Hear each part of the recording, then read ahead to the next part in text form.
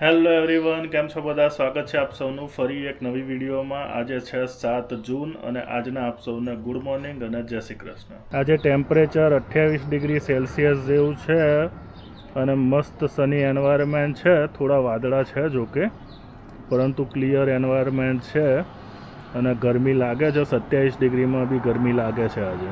અને જો આજની રસોઈ તૈયાર થઈ ગઈ છે. અહીંયા દાળ છે, ભાત છે, અહીંયા આ બટાકાનું શાક છે અને કંસાર છે. કંસાર ક્યાં છે શીતલ? કંસાર હજુ બને છે.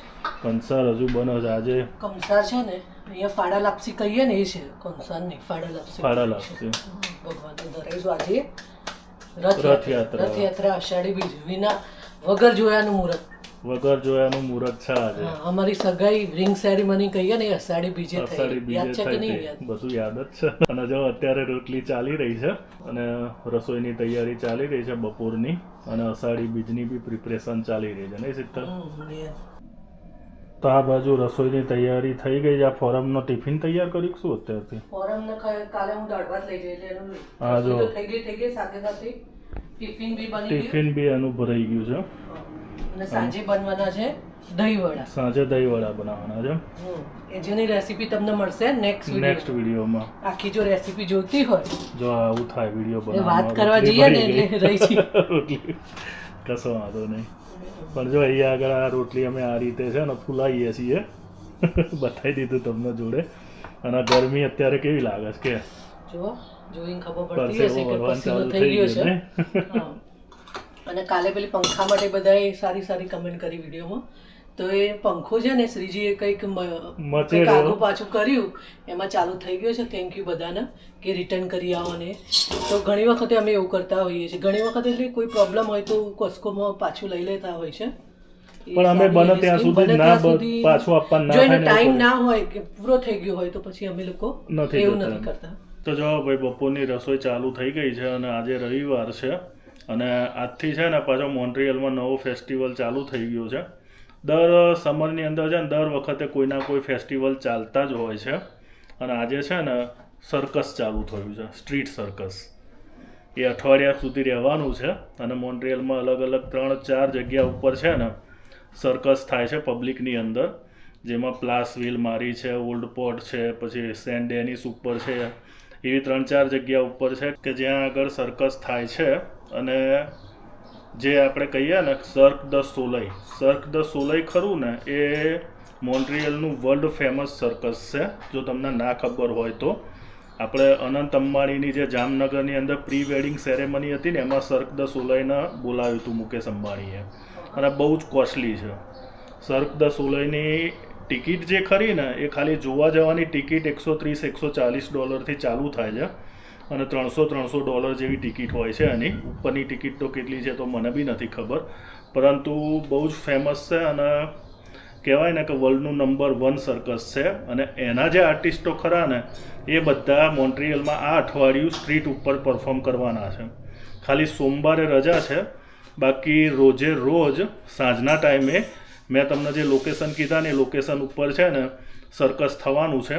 અને એના કારણે છે ને એ બધા લોકેશન ઉપર ચિક્કાર ભીડ રહેવાની છે. તને ખબર છે સર્ક દ સોલઈ મુકેશ અંબાણીએ બોલાવ્યું? મુકેશ અંબાણીને ત્યાં ગયો, બીજું બધું શું પહેર્યું, ક્યાંથી આવીને કોણ ગાવા ગયું, એ બધી ખબર, પણ આ સર્કસ ને ખબર. એ જે સર્ક દ સોલઈ હતું ને, એનો પ્રોગ્રામ બી એ લોકોએ ત્યાં રાખ્યો હતો એક દિવસ માટે. અને સર્ક દ સોલઈ છે ને એ દુનિયાનું સૌથી કહેવાય ને ફેમસમાં ફેમસ અને મોટામાં મોટું સર્કસ છે. આપણે ઓલ્ડ પોર્ટ ઉપર જે નહીં પેલું બ્લુ તંબુની અંદર હોય છે, હવે એકચ્યુઅલી ત્યાં આગળ એનું મેઇન પરફોર્મન્સ થાય છે. પણ એની જે ફેક્ટરી ખરી ને, એ મેં જોયેલી છે. ફેક્ટરી એટલે એનું આખું જે ટ્રેનિંગ સેન્ટર ખરું ને, આખો એરિયા છે મોન્ટ્રીયલમાં. એક બહુ જ મોટો, જેમ આપણો આ ઇન્ડસ્ટ્રીયલ એરિયા છે ને, એવો આખો મોટો ટ્રેનિંગ સેન્ટર છે. ત્યાં આગળ આ લોકોના આર્ટિસ્ટો છે ને આખું વર્ષ ટ્રેન કરતા હોય છે આ લોકો, પ્રેક્ટિસ કરતા હોય છે. એ કોઈક દિવસ મોકો મળશે તો હું તમને એરિયા બી બતાવીશ કે જ્યાં આગળ એની ફેક્ટરી ને એ બધું છે. એકચ્યુઅલી આ બધા પ્રોગ્રામ છે ને, અહીંની પબ્લિક છે ને વિન્ટરમાં બધું ઘરમાં ભરાઈ રહે. અને અત્યારે એ ઘરમાં રહે જ નહીં. સમરમાં અત્યારે હાલ લોકો ના દિવસ આપણે તો ઘર ક્લીન કરવાનું ને એવું બધું કે થાકી ગઈ. આજે રસોઈ બની રહી છે ને, આ રસોઈ આ લોકો સમરમાં ઘરે બનાવતા જ નહીં. એટલે કહેવાનો મતલબ એવો છે કે જેમ કે આમાં ફોરમ એક બી વીક ઘરે નહીં હોતી, એટલે એક દિવસ તો એ જાય જ. કાલ તો એની જોબ હતી સેટરડે, તો બી આજે કોઈ એ અને એક શ્રીલંકન ફ્રેન્ડ છે, બંને જણા કોઈના કોઈ નવી જગ્યાએ એને બહુ જ શોખ છે, તો એ કોઈ એવું એક વીક નહીં જાય કે ઘરે હશે. એક દિવસ તો સમયે તો આંટો મારી આવે છે, સવારથી સાંજ ફરી પાછી આવવાનું, પણ જવાનું ને જવાનું. એ કહેવાનો મતલબ એ છે કે લોકો એન્જોય કરી લેતા હોય, સમરનો પૂરો બેનિફિટ લઈ લે ને. આપણા જેમ એમને ભેગું કરવાની ચિંતા ના હોય, લાવ બંગલો બાંધીએ, એમને બંગલાની કોઈ ચિંતા ના હોય, બંધાયો તો શું, ના બંધાયો તો શું. એટલે આ બધું મેટર કરે છે આપણા માટે, એટલે આપણે વિચારીને ગણતરીઓ કરીને અને વાપરતા હોઈએ, અને એ લોકોને એવી ચિંતા નહીં હોતી અહીંના પીપલને, એટલે એન્જોય કરે છે લાઈફ. એકચ્યુઅલી એ હોવું જોઈએ. પૈસા કમાવાનું બી હોવું જોઈએ અને પૈસા વાપરવાનું બી હોવું જોઈએ, બે હોવું જોઈએ. તમે જીવન જીવી ના શકો તો એનો કોઈ મતલબ નહીં, કમાયેલા પૈસાનો બી કોઈ મતલબ નહીં. એવું બોલીએ છે, પણ આપણે ભાઈ આપણે છે ને, આપણી જે ઇન્ડિયન મેન્ટાલિટી છે ને, એમાં આપણે બચત છે ને આપેલી જ છે આપણને. એટલે આપણો જીવ છે ને બચત કર્યા વગર ના જ ચાલે ને. એની પબ્લિક નામાં છે ને એ ગુણ છે જ નહીં. બચત તો બીજો ભય છે, બચત નહીં કરીએ તો જીવીશું. એટલે આપણા કલ્ચરમાં છે ને, આપણા લોહીમાં છે કે ભાઈ બચત કરવાની એમ, પણ અહીંની પબ્લિકને એવું બચત કશું નહીં. એટલું ઈઝી બી નહીં, એટલે મતલબ કોઈ એટલું સસ્તું બી નથી. તમે જો 4 દિવસ બહાર નીકળો ને, એટલે ખર્ચો એક મોટો એવો ખર્ચો થઈ જતો હોય છે. એટલે વિચારીને નીકળી આપણે, એ લોકો વાપરતા હોય છે. કહેવાનો મતલબ કે સમર એન્જોય કરે છે એ લોકો. અને આજે સર્ક દ સોલેઇલ આજે બધી વસ્તુ મેં તમને કીધી ને, એ બધી જનરલી છે અને ફ્રી છે. ત્યાં આગળ કોઈ ચાર્જ તમારે આપવાનો નથી. જે આ અઠવાડિયું પરફોર્મન્સ ચાલશે ને સ્ટ્રીટ ઉપર, એ કમ્પ્લીટલી ફ્રી હોય છે, અને એની અંદર તમારે 1 રૂપિયાની બી ટિકિટ લેવાની જરૂર નથી. અને લોકો છે ને છોકરાઓને બધાને લઈ અને છે ને આ બધા ડેસ્ટિનેશન ઉપર જાય છે અને એન્જોય કરે છે. અને સ્ટ્રીટ ઉપર જે સર્કસ પરફોર્મ થાય છે ને એ જોવાની મજા અલગ જ છે. જો મોકો મળશે તો હું તમને છે ને સર્કસનો બી સીન બતાવીશ, કારણ કે એના માટે છે ને મારે ગમે ત્યાં પાર્કિંગ શોધવું પડે અને સ્ટોપ કરવી પડે ઉબરને, પણ એક દિવસ બગાડવો પડે મારે, ત્યારે મેર પડે. કારણ કે ચાલુ કામની અંદર જો હું બતાવવા માટે ઊભો રહું ને તો ખોટું નુકસાનના ધંધા થાય. પણ કોશિશ કરીશ કે તમને થોડું સર્કસ બતાવું. અમે લોકો એવરી વીક તો પોસિબલ નથી, કેમ કે પહેલાં તો હું જ થાકી જાઉં છું, એટલે એ કહેતો હું નથી જતી. પણ પોસિબલ બનશે એટલું, કોઈ જગ્યાએ કોઈ બીચ છે, એવી રીતે જેટલો દિવસ અમને મળશે તો અમે નવી જગ્યા તમને બતાવવાની કોશિશ કરીશું. અને આઈ હોપ કે તમને ગમશે બી ખરા. જોઈએ હવે સર્કસ બતાવવાનો મોકો મળે કે નહીં મળે. સર્કસમાં તો કદાચ જિગ્નેશ એકલા જાય, મારાથી તો હું તો નહીં જાઉં, કેમ એક રજા પાડીને હું જઉં એ પોસિબલ નહીં મારા માટે. સેટરડે સન્ડે મેર પડે તો જો ભાઈ આ આપણું ફૂલ મેનુ છે.